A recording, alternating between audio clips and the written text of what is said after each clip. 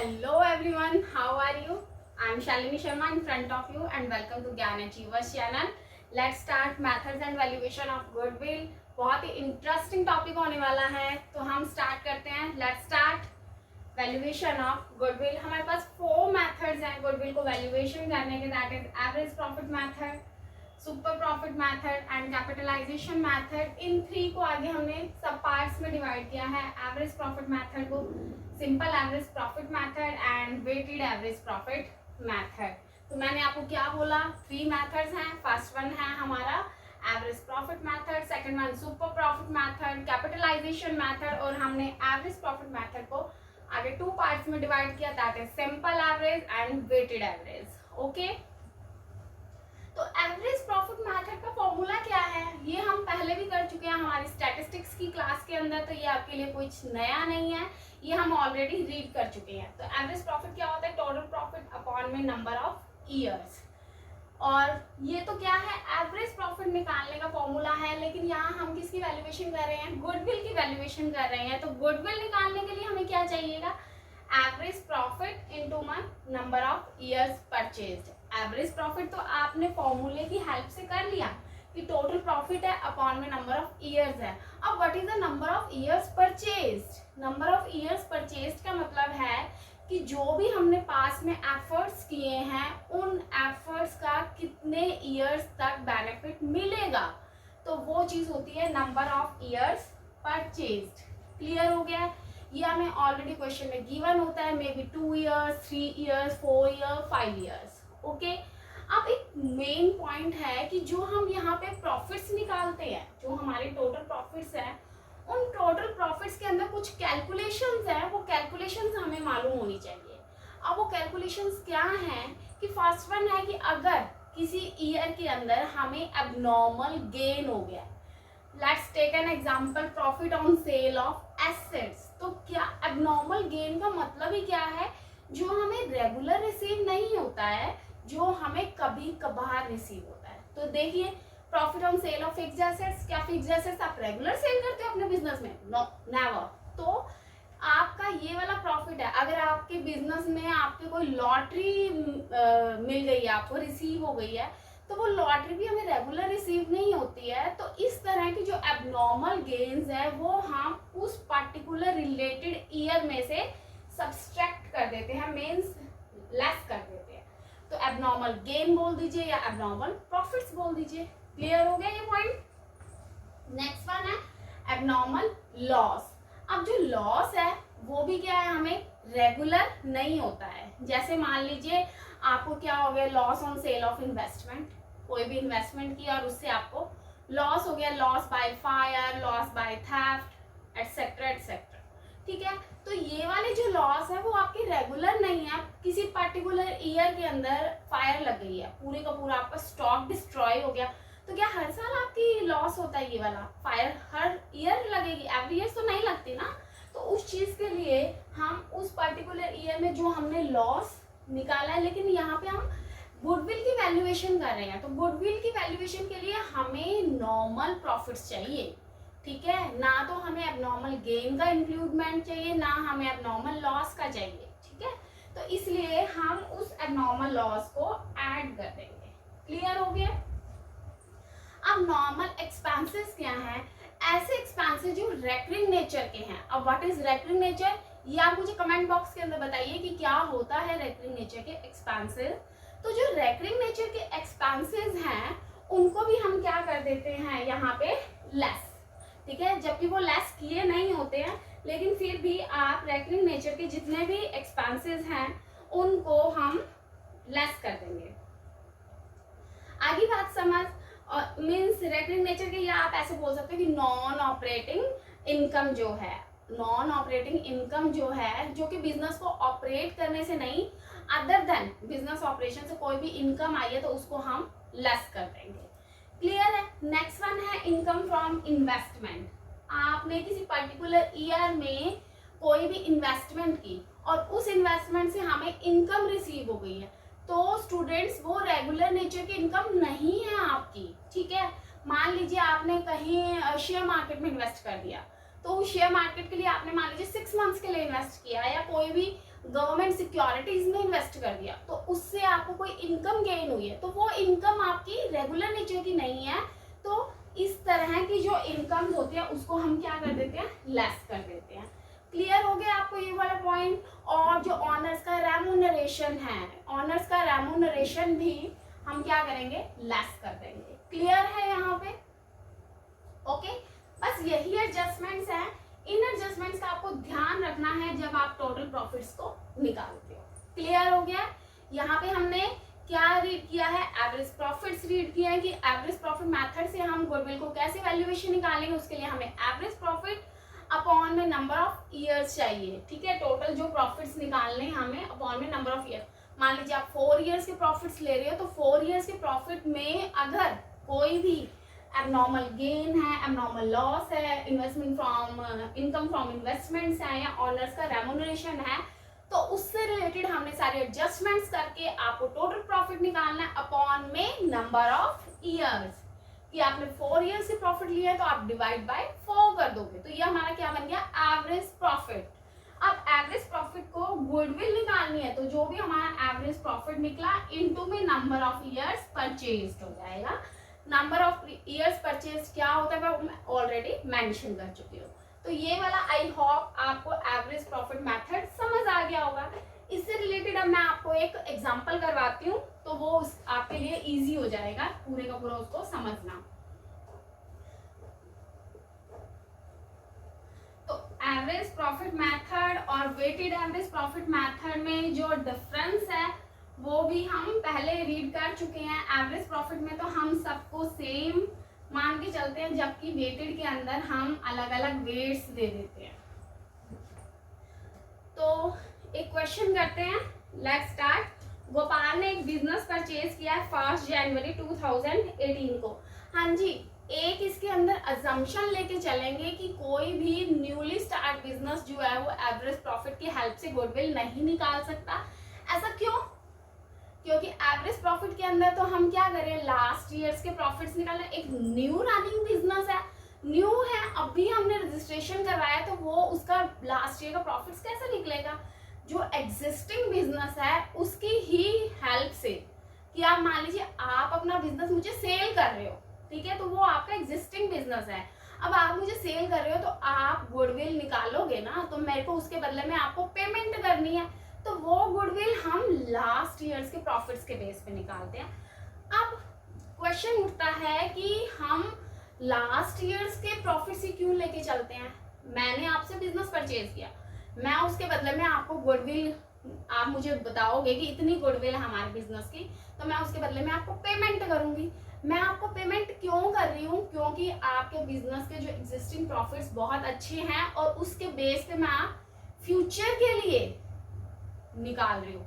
Future मैं अपना assume कर रही हूँ, क्योंकि फ्यूचर में क्या प्रॉफिट्स होंगे मुझे नहीं मालूम है, हमारा फ्यूचर अनसर्टेन है।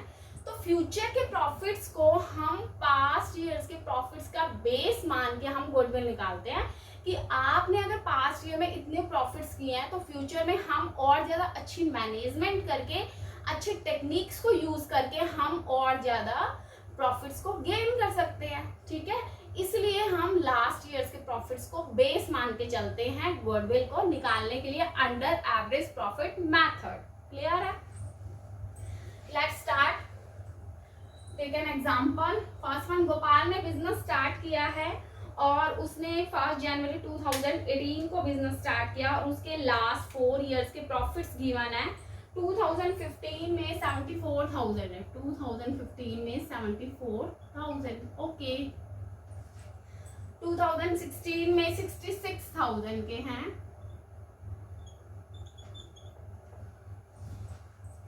इसके अंदर एक लॉस है 12,000 का, एबनॉर्मल लॉस, एबनॉर्मल लॉस है 12,000 का। नेक्स्ट वन है 2017 में 1,28,000 का प्रॉफिट है और इसके अंदर 1,28,000 का प्रॉफिट और इसके अंदर एक एबनॉर्मल गेन है, आई होप 10,000 का है abnormal gain, yes it is 10,000 and 2018 के अंदर 88,000, 2018 के अंदर 88,000 का एक पॉइंट दे रखा है हमें, excluding ₹8,000 as insurance premium of firm's property which is done in this year. इसमें से आपको एक्सक्लूड करना है 88,000 एज ए इंश्योरेंस प्रीमियम। इसने खुद ही बोल दिया कि इसको एक्सक्लूड करना है, तो हमें इसको, क्योंकि ये क्या है, एज एन इंश्योरेंस प्रीमियम, और मैंने आपको बोला था कि इंश्योरेंस प्रीमियम नॉन ऑपरेटिंग है, तो इसको नॉन ऑपरेटिंग को हम क्या कर देंगे, डिडक्ट कर देंगे। This is 8,000। Next one, calculate value of firms goodwill on the basis of 2 years purchase of average profit of last 4 year। तो हमें 2 years परचेज भी गिवन है।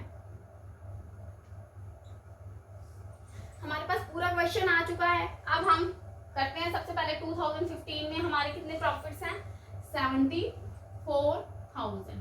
ओके, हमने राइट कर लिया है 74,000। 2016 में 66,000 के हमारे प्रॉफिट्स हैं, 66,000, और इसके अंदर एक एबनॉर्मल लॉस है। एबनॉर्मल लॉस है, इसका मतलब इसको लेस किया जा चुका है, बट हमने गुडविल की वैल्यूएशन के लिए नॉर्मल प्रॉफिट्स निकालने, और ये हर साल आपके लॉसेस नहीं होते, तो हम इसको क्या करेंगे, ऐड बैक कर देंगे। क्लियर है? तो ये 12,000 जो हैं वो हमने ऐड बैक कर दिए। लिख लीजिएगा यहाँ पे कि ये हमारा प्रॉफिट है, और ये लेस कर ऐड कर रहे हैं हम यहाँ पे एब्नॉर्मल लॉस। तो ये कर दीजिए यहाँ पे सॉल्व। 6 to 8, 6 और 1 7, 78,000 हो गया है। नेक्स्ट वन है 2017 में 1,28,000 के हमारे प्रॉफिट्स थे, जिसके अंदर एक एबनॉर्मल गेन है 10,000 का। तो वो हम एबनॉर्मल गेन है, तो उसको हम क्या कर देंगे, ऐड किया होगा, लेकिन हमने गुडविल की वैल्यूएशन के लिए निकालना है, तो हम इसको क्या करेंगे, लेस करेंगे। ओके, आप सिर्फ ये चीजें मत ध्यान रखो कि अगर एबनॉर्मल गेन है तो हमने लेस करना है। आप कॉन्सेप्चुअल क्लैरिटी करो कि एबनॉर्मल गेन था, प्रॉफिट था, तो वो प्रॉफिट हमने जब सिंपल हमने फाइनेंशियल स्टेटमेंट बनाया तो हमने उसमें गेन को ऐड कर दिया, क्योंकि प्रॉफिट्स की कैलकुलेशन करनी है। लेकिन अब हमने गुडविल के लिए हमें नॉर्मल प्रॉफिट्स चाहिए, ठीक है, क्योंकि ये वाला जो गेन है वो दूसरी पार्टी को जो हम बिजनेस सेल कर रहे हैं, तो ये हमें रेगुलर रिसीव नहीं होंगे। जब रेगुलर रिसीव नहीं होंगे तो जो हमने ऐड किया उसको हमें वापस क्या करना पड़ेगा, लेस करना पड़ेगा, तभी हमें नॉर्मल प्रॉफिट्स मिलेंगे। ठीक है, तो एबनॉर्मल गेन है 10,000 का, 2017 में 1,28,000 का है, तो लेस कर देंगे हम 10,000, तो कितना आ जाएगा हमारे पास, 1,18,000। 2018 में 88,000 का हमारा प्रॉफिट्स है, और उसने खुद ही बोल दिया कि एक्सक्लूड करना है 8,000 को, तो ये हम फिर से लेस कर दिया 80,000। अब इसको ऐड कर लीजिएगा, ऐड करोगे तो आपका आंसर आ जाएगा 3,50,000। ये तो हमारे क्या निकल गए, टोटल प्रॉफिट्स निकल गए according to the formula. Average profit निकालने के लिए टोटल प्रॉफिट अपॉन में नंबर ऑफ ईयर्स होता है, तो हम यहाँ पे एवरेज प्रॉफिट लिख लेते हैं। एवरेज प्रॉफिट का क्या फॉर्मूला था, टोटल प्रॉफिट अपॉन में नंबर ऑफ ईयर्स। 1 2 3 4 ईयर्स हैं, तो हमारे पास कितना आ गया average profit, 87,500। Yes, this is 87,500 rupees. तो अब हमें क्या चाहिए, यहाँ पे गुडविल की वैल्यूएशन निकालनी है। तो गुडविल की वैल्यूएशन क्या होती है, एवरेज प्रॉफिट इनटू में नंबर ऑफ इयर्स परचेज। तो एवरेज प्रॉफिट हमारा निकल गया 87,500। तो यस, 87,500 इनटू में number of years purchase is already given, that is 2 years. तो हम 2 इयर्स से निकाल लेंगे, तो ये हमारे पास आ जाएगा 1,75,000 रुपीज। क्लियर हो गया कि 1,75,000 गोपाल के बिजनेस की गुडविल हो गई है। क्लियर? तो ये हमारा क्या था, एवरेज प्रॉफिट के बेस पे हमारा क्वेश्चन था। सेकंड वन, अब हमने निकालना है वेटेड एवरेज प्रॉफिट मेथड। तो वेटेड एवरेज प्रॉफिट मेथड क्या होता है, इसके अंदर हम वेटेज दे देंगे। एवरेज प्रॉफिट ईयर्स के मेथड के अंदर तो हम वेटेज नहीं देते हैं, पूरे का पूरा बिजनेस को सेम मान के चलते हैं। लेकिन वेटेड एवरेज प्रॉफिट के अंदर हम वेट बनाकर दे देते हैं। तो अब वेटेड एवरेज प्रॉफिट का फॉर्मूला हमारे पास क्या है? Weighted average profit is equal to total of product. ठीक है, कि हमें प्रॉफिट्स गिवन होंगे और हमें वेट्स गिवन होंगे। तो प्रॉफिट को हम जब वेट से मल्टीप्लाई करेंगे तो उसका फिर बाद में हम टोटल करते हैं, तो वो चीज गिवन है यहाँ पे टोटल ऑफ प्रोडक्ट। प्रोडक्ट का मतलब यहाँ पे मल्टीप्लीकेशन है, ठीक है, इनटू अपॉन में टोटल ऑफ वेट्स। ठीक है, अब फिर गुडविल कैसे निकलेगी कि यहाँ पे जो हमारा यहाँ पे आंसर आया वेटेड एवरेज प्रॉफिट इनटू में number of years purchase. Number of years purchase वही होता है कि जो ये हमारे एफर्ट्स की वजह से हमें फ्यूचर में कितने ईयर्स तक ये प्रॉफिट्स रिसीव हो सकते हैं। अब इसके अंदर कुछ कंडीशंस हैं कि वेटेड एवरेज प्रॉफिट जो है वो बेटर देन एवरेज प्रॉफिट्स। इसका रीजन क्या है कि यहाँ पे हम सबको अलग अलग वेट्स देते हैं। जैसे कि अब रिसेंट ईयर में हमारे प्रॉफिट्स बहुत हाई हैं तो हम इनको हाई वेटेज देंगे, और लास्ट ईयर्स में as a comparison to current years या प्रीवियस ईयर लेस प्रॉफिट्स थे तो हम उनको लेस वेटेज दे रहे हैं। तो हम इंपॉर्टेंस दे रहे हैं अकॉर्डिंग टू सिचुएशंस, तो ऑब्वियसली ये बेटर है। ठीक है, तो yes it is better than average profit. और ये जो वेटेड एवरेज प्रॉफिट है वो कहाँ यूज होगा? जहां पे या तो प्रॉफिट्स इंक्रीजिंग वे में जा रहे हैं या डिक्रीजिंग वे में जा रहे हैं। ठीक है, और यहाँ पे हम जो रिसेंट ईयर की प्रॉफिट्स हैं उनको हम हाई वेटेज देते हैं as a comparison to less, जो पहले के प्रॉफिट्स हैं as a comparison to before years less weightage. और नेक्स्ट वन है कि अगर आपके प्रॉफिट्स डिक्रीज हो रहे हैं, मान लीजिए 2018 में तो आपके थे प्रॉफिट्स 70,000 के, उसके बाद आ गए 60 के, फिर 40, फिर 30, फिर 20, तो यहाँ पे हम लेस वेटेज देंगे 20,000 को, चाहे वो 19, 20, 21, 22 है। 22 में आपके प्रॉफिट्स डिक्रीज हो रहे हैं तो हम इसको लेस वेटेज देंगे और इसको हाईएस्ट वेटेज देंगे। क्लियर हो गया? ये सब आपकी कंडीशंस है वेटेड एवरेज प्रॉफिट के लिए। अब हम इसको एक एग्जांपल से कर लेते हैं ताकि आपके लिए बिल्कुल इजी हो जाए इसको सॉल्व करना। वेटेड एवरेज प्रॉफिट्स के अंदर हमें क्वेश्चन गिवन है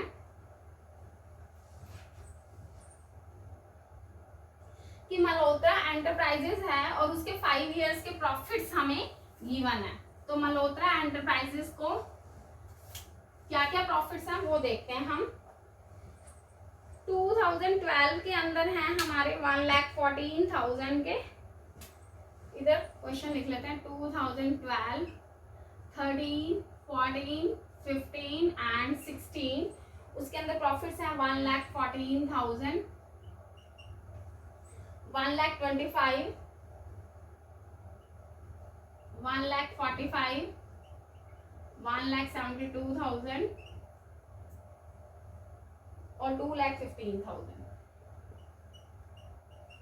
ठीक है, और इसने क्या दिया है कि 5 इयर्स के प्रॉफिट्स दे रखे हैं और साथ के साथ कैलकुलेट करिए वेटेज 1, 2, 3, 4, 5 रिस्पेक्टिवली, और गुडविल निकालिए बेसिस ऑफ 3 इयर्स परचेज। ये भी हमें क्वेश्चन में गिवन है कि 3 इयर्स परचेज के बेस पे निकालना है।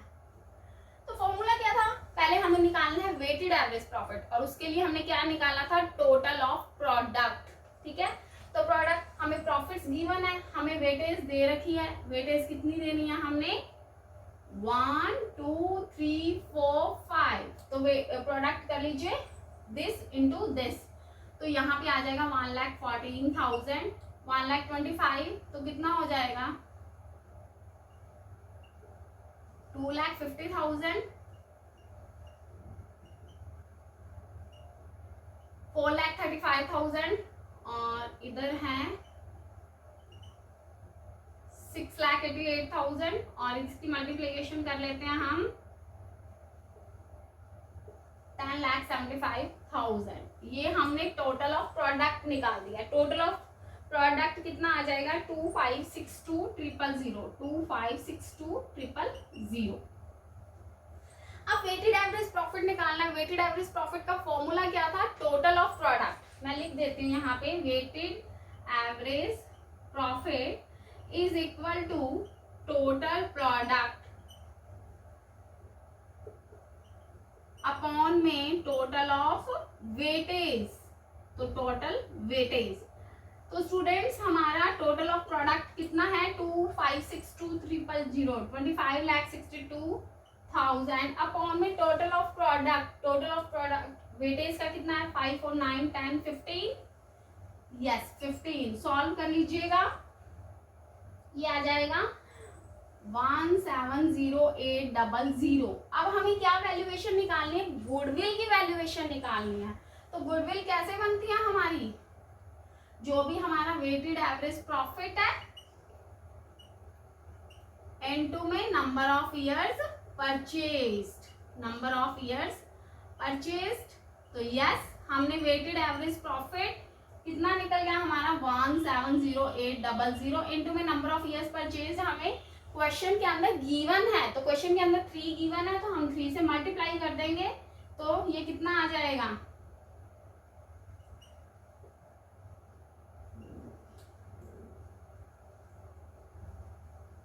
5,12,400। तो ये हमारे पास 5,12,400 मल्होत्रा बिजनेस की गुडविल आ गई है। क्लियर है? तो आज के लिए इतना ही। आज हमने क्या किया है, एवरेज प्रॉफिट किया। एवरेज प्रॉफिट मेथड के अंदर हमारे पास 2 मेथड है, फर्स्ट वन है एवरेज एंड सेकंड वन है वेटेज। तो आज आप इस क्वेश्चन की प्रैक्टिस कीजिए। अब हम नेक्स्ट क्लास के अंदर अपना सुपर प्रॉफिट मेथड और कैपिटलाइजेशन मेथड को फिनिश कर देंगे। तो मिलते हैं हम नेक्स्ट क्लास के अंदर। Stay blessed and be happy. ये आपका खुद का काम है अपने आप को हैप्पी रखने का, तो प्लीज स्टे ब्लेस्ड और मिलते हैं नेक्स्ट क्लास के अंदर। And please like subscribe and share my channel. Thank you so much, have a nice day.